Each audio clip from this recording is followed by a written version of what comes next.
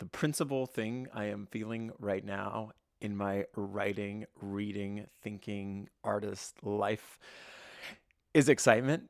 And this video is going to be a cup overflowing with it. So I'm going to try to kind of rein it in. I'm at the wide angle right now. I'm not ruling out getting up out of my chair in this video. I wanted to get ready for that. Today on deck, we have so many exciting things. We have a bunch of westerns that I saw, movies, weird, wild westerns, as you might call. If you've been following along, there's been weird, wild west popping up in my writing life. Saw all these crazy movies, including Eddington, which we'll talk about, the new Ari Aster film. We're going to talk about how to write a monster that stalks. We saw Night of the Hunter this week. We saw the recent Predator movie. I mean, it's a good week. It's a good week. The way these videos are organized, we talk about writing first, writing updates, then kind of reading or media. I do want to talk about this book and the book club I'm doing around it. And additionally, at the end, there's always one writing tip. Today, it's about monsters, crafting a compelling stalking monster. If it's your first time here, my name is Asa Merritt. I wrote a series for Audible called Six Sermons starring Stephanie Shu. My background is in playwriting and screenwriting. On this YouTube channel, I document my life in fiction, my new life as a fiction writer. Welcome. I'm glad you're here. So let's start with the writing updates. I want to talk specifically about a ghost story that I submitted last week, but I also want to share kind of the biggest thing of all, which is I feel like I'm getting closer to constructing a life that will serve my writing. The habits, the structure, the routines. I've really landed on the truth that you're only as good as your habits, you're only as good as your structures, and especially with something as vast and deep as infinite as writing, disciplined practice is really what it comes down to, I think. Not just in terms of kind of achieving success or anything like that, but honestly just the art of it. And the more you put in, the more you get out as a writer and an artist and a thinker and all of that good stuff. And some of that has really started to happen recently. And it's really in large part thanks to YouTube. I've started doing these Friday flash fiction live streams every Friday. You're more than welcome to join. I'm doing it with a colleague here on YouTube, Sarah Ray Werner. I'll link her profile. The two of us do these weekly flash fiction lives. And essentially, what we do is we find a publication or a submission, an open call, a contest that week for flash fiction, a current open call, and on the spot write a draft for that. Usually these are kind of speculative fiction type themes. We did a piece about ghost ships. Drabbles on ghost ships was a recent theme. Shout out DL Pitchford, another author tuber who just told me over Instagram that she finished and submitted her story. Congrats on that, Dana. It's cool. It's cool. And I think the biggest thing of all is that they provide accountability, motivation, and it's just attainable. 1,000 words, no matter what, is attainable. And usually I'm able to get close to a complete draft of those during these Friday workshops. And it's cool because I'm working on longer short stories. I've got a novella that's brewing, but these flash fiction pieces, especially with the kind of mandate or pressure or sort of impulse to submit them, it's just motivating. And so all of this is helping build a practice, a lifestyle that's going to help achieve all these goals I have. So that's really cool. And then again, a ghost story. We did ghost stories on one of these, and I wrote a ghost story I'm really proud of. It came out real short, just like 550 words, but I submitted it to a flash fiction piece. Felt so good to hit submit, send. I'm so excited about that piece. It's kind of like told from the perspective of a person who is a lover of a ghost. A ghost comes in the night. And it was a real exercise in creating sort of history and context through a short piece, endowing a character with depth by kind of placing in little details that don't explain them, but kind of help deepen them. And I think it was successful. So fingers crossed, we'll see. And if it doesn't get into that one, we'll send it to another one, as is the policy on this channel. Keep the stories out in the market until they sell. Anyway, it's been really great. And like I said, every Friday we're going live. Now, another thing that's happening on this channel is I started 2 story book clubs, one for science fiction stories, one for horror stories. And today on the grass, I'm recording this on a Saturday. I went out and read the introduction to the horror anthology that we're reading. This book is called The Dark Descent. It's edited by David G. Hartwell. There are more than 50 stories in this book. The plan is to read one a week, deepen my understanding, our understanding of horror fiction.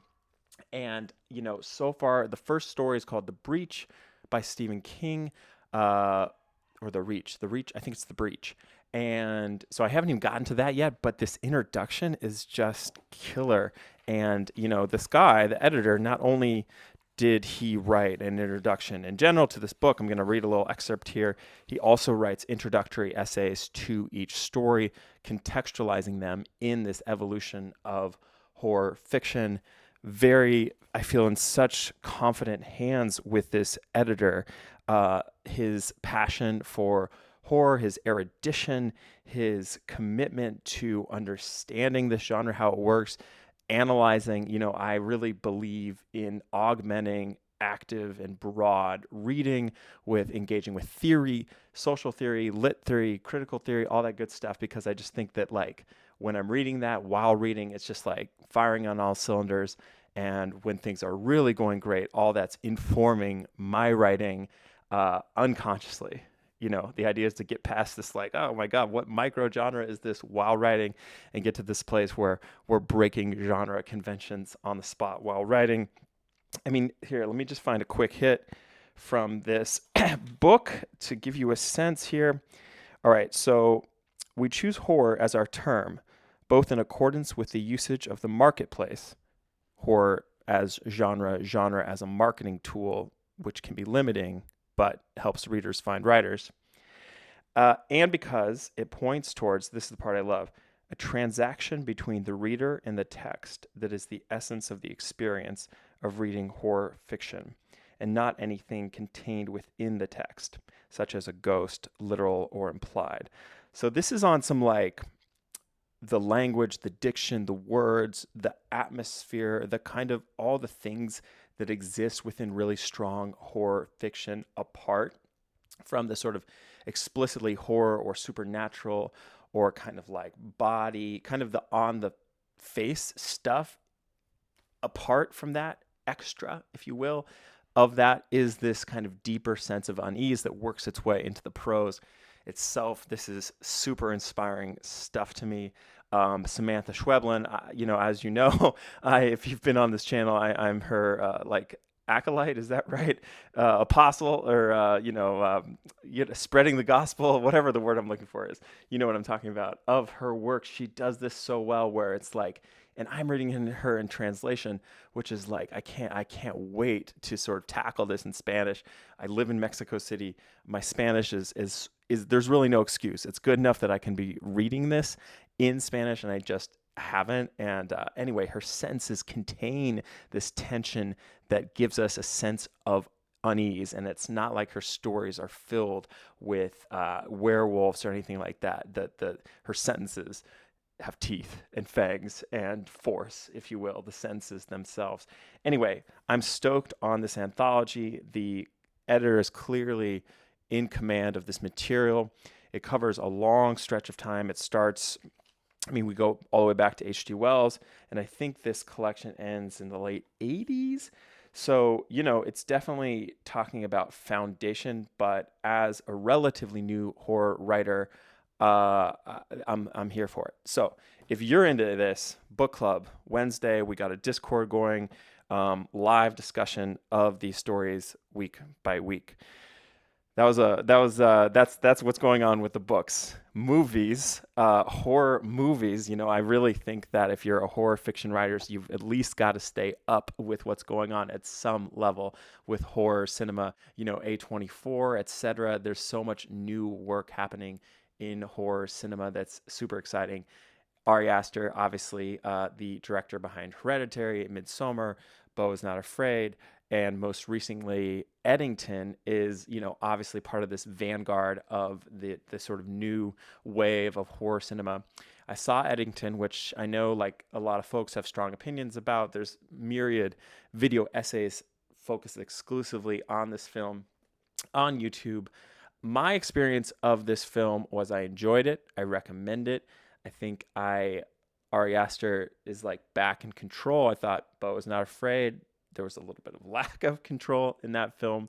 And one thing I really just, from the writing point of view, want to sort of praise about Eddington is it really kind of simultaneously maintained propulsion, maintained a forward momentum on the plot, in the sense that action, each scene very logically and sort of clearly and dramatically led to the next one. Causal writing, A, therefore B, therefore C.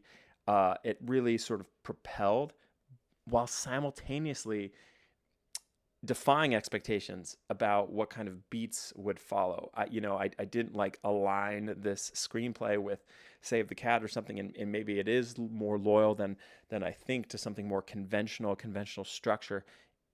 If it is, that just speaks even more to his artistry.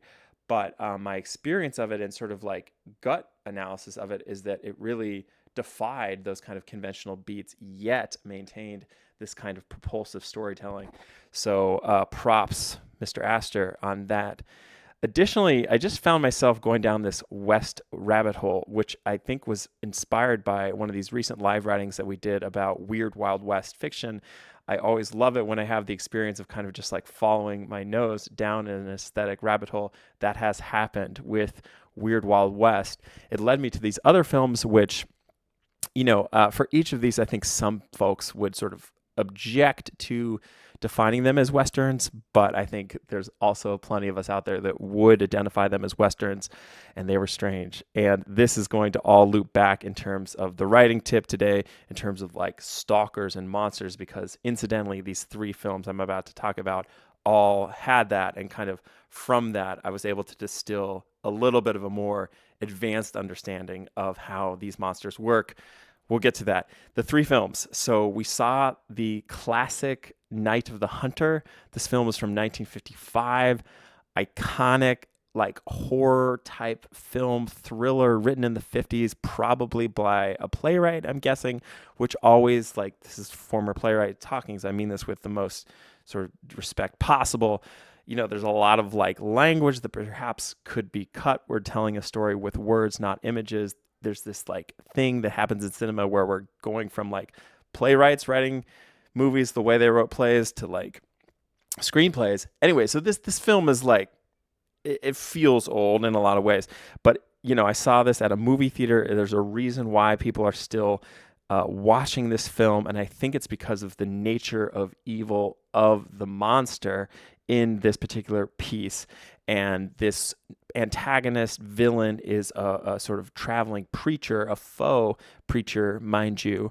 This guy really feels like he's straight out of a Flannery O'Connor story, just this kind of like salesman, really, this kind of con man who has the aspect of a man of the cloth, of someone who is righteous and morally just and sort of preoccupied with goodness.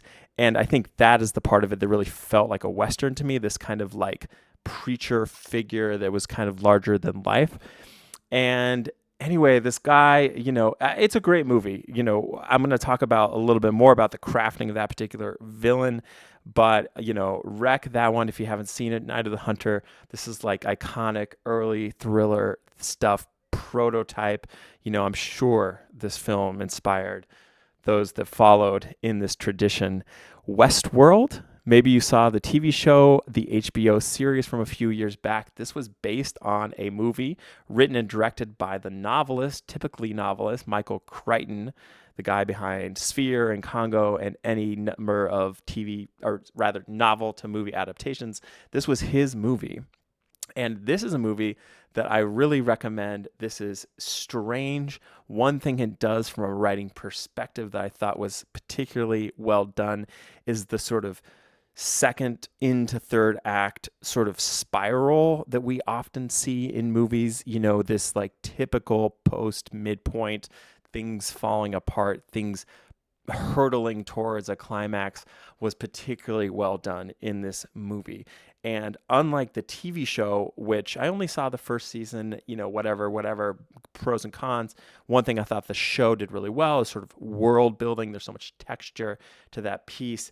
But one thing that the movie achieved in a way that I think the show never could because of its length is that when things do fall apart in this seemingly sort of amazing amusement park, it happened very precipitously in the film. It happened like sudden, and we're going from bad to worse to worse to worse. And because the kind of like sci-fi of it all, because the sort of rules of this universe are so specific and unique, each subsequent level of worse is surprising because we're existing in a space that we don't know.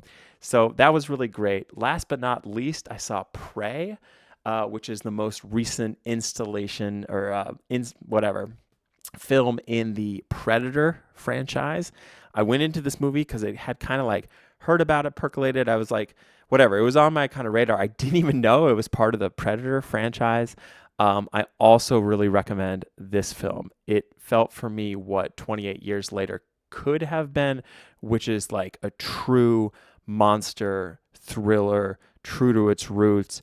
Much of this story is not in English and unsubtitled. If you're into that kind of thing, this is like pure cinema. Per that earlier point about sort of like, you write a play with words, you're telling a story through words, a film through images. There was much of this film that you, unless you have a command of the Comanche language or French, but even the French, this was not the French you hear in Paris today. This is like, it takes place in the 17th.